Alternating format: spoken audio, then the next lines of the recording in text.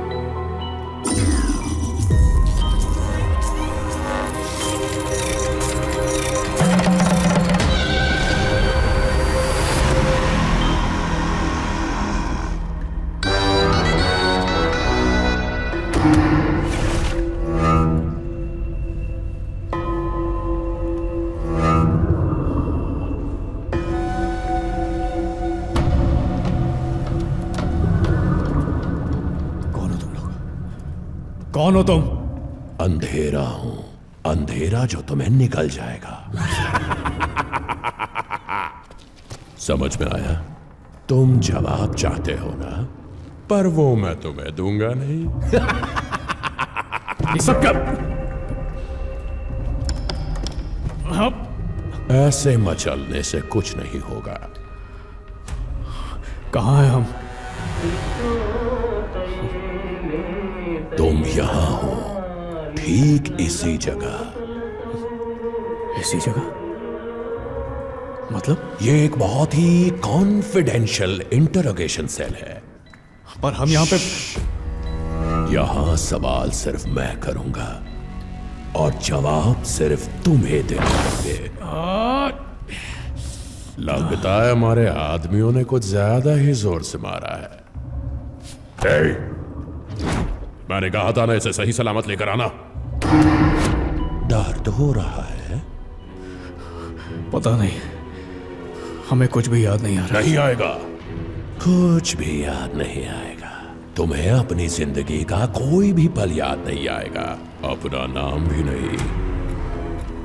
हमारा नाम? तुम्हारा नाम है अभिनय वासुदेव। अभिनय वासुदेव? हम जो भी हैं, ये बताओ तुम कौन हो? मेरा नाम है सीनियर ऑफिसर। हमसे चाहते क्या? इस अंधेरे कमरे में क्यों बंद किया है? वासुदेवा वासुदेवा, ज्यादा भड़को मत। अभी तो तुमसे बहुत कुछ जानना बाकी है, और हमें जो जानकारी चाहिए वो हमें तुमसे मिल जाए तो तुम्हें यहां से जाने देंगे। हंसी आ रही है? अंधेरा चक्रव्यूह, आतंक और डर तुम्हारे नसीब में अब बस यही है। हमें अपना नाम याद नहीं है तो तुम्हें बताएंगे क्या? सब बताओगे। हर समस्या का एक समाधान होता है, और तुम्हारी समस्या का समाधान ये है।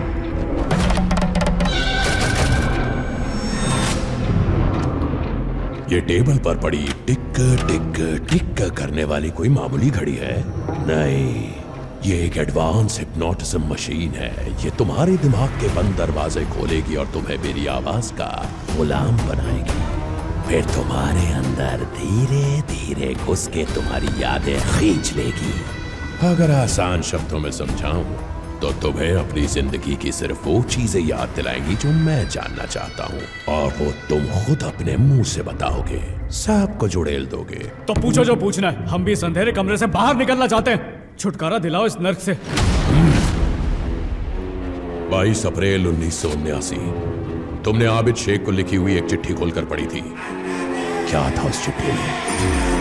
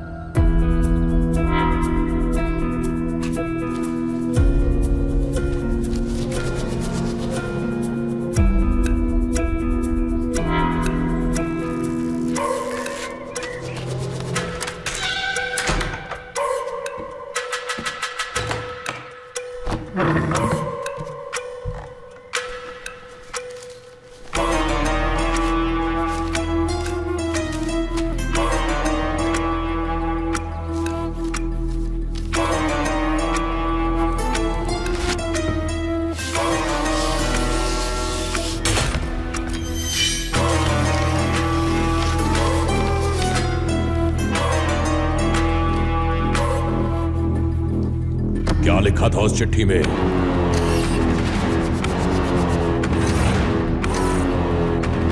बताओ क्या लिखा था? हमारी समझ में नहीं आ रहा। इसमें क्या लिखा है कुछ भी समझ में नहीं आ रहा। हम नहीं पढ़ सकते।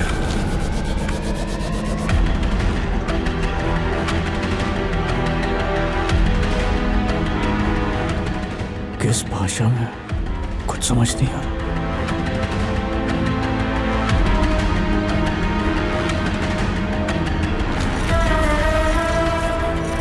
कुछ समझ में नहीं आ रहा। क्या लिखा है इसमें? क्या लिखा है?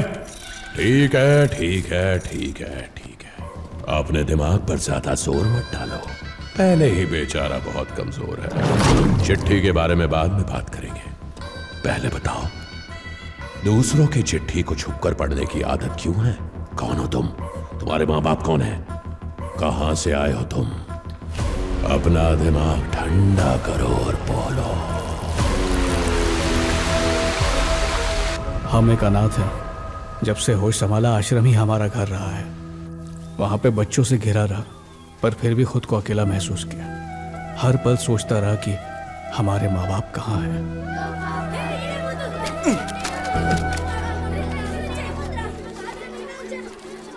शुक्रिया बेटा। उस वक्त जब रिश्तों से अनजान था, तब एक चिट्ठी मिली जिसे पढ़ के यह एहसास हुआ कि माँ का प्यार क्या होता है।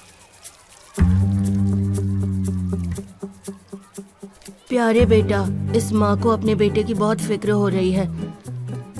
कैसे हो तुम? ठीक से खा पी रहे हो ना? खा रहा हूँ माँ। पढ़ाई के साथ साथ सेहत का ख्याल रखना। रात को वक्त पे सो जाना।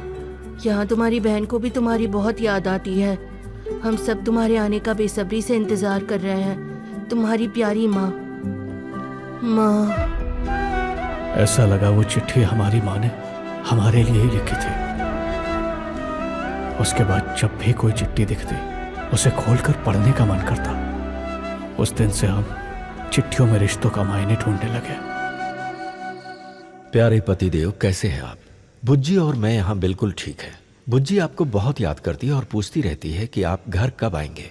दिन ब दिन शरारती होती जा रही है। उम्मीद है कि आप इतना अच्छा कमा लेंगे कि हम अपनी बेटी का अच्छी तरह ख्याल रख पाएंगे।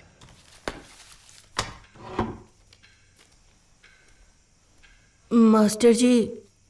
हाँ, क्या बात है? मुझे बताइए ना कि मेरे माँ बाप कहाँ हैं मास्टर जी। तुम्हारे माँ बाप नहीं है? नहीं मास्टर जी, कोई बिना माँ बाप के पैदा नहीं होता ना। मेरा परिवार भी यहीं कहीं पास में रहता होगा। मुझे तंग मत कर। कहा ना तेरे माँ बाप नहीं है। कम से कम ये तो बताइए मुझे यहाँ कौन लेकर आया था। कहा ना तेरा इस दुनिया में कोई नहीं है। अब निकल यहाँ से, चल भाग।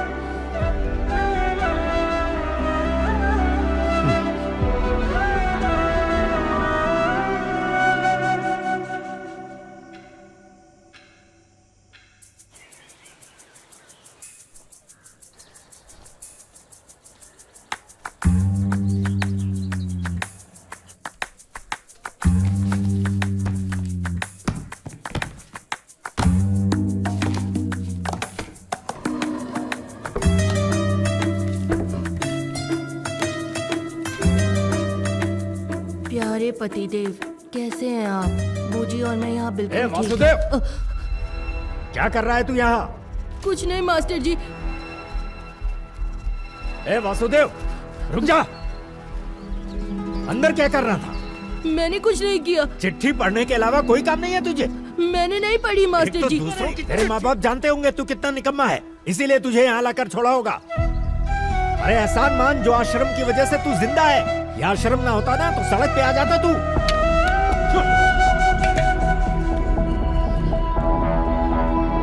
तेरे माँ बाप जानते होंगे तू कितना निकम्मा है, इसीलिए तुझे यहाँ छोड़ा। यह आश्रम ना होता तो तू सड़क पे आ जाता।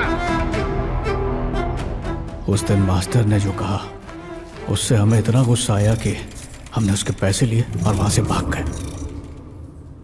उनके पैसे लिए और भाग गए। हम उसे चोरी कहते हैं, और तुम्हारी वो चोरी किसी के लिए फांसी का फंदा बन गई। उस मास्टर ने वो पैसा अपनी बेटी के ऑपरेशन के लिए इकट्ठा किया था। तुम्हारी वजह से वो लड़की मारी गई। मेरी बेटी, मुझे माफ कर देना।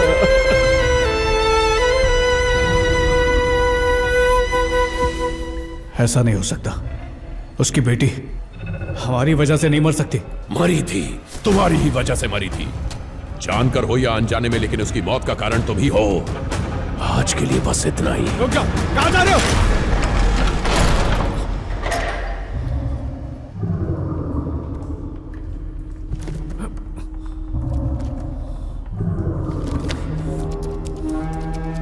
रुको, वापस आओ। हम उस लड़की की मौत के जिम्मेदार नहीं है। दरवाजा खोलो।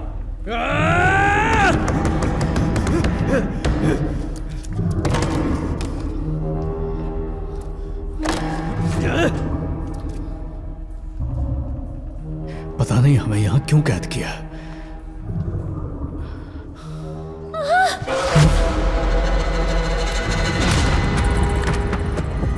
कौन है वहां? हमारी आवाज सुनाई दे रही है? सुनाई दे रहा है तो कुछ बोलो।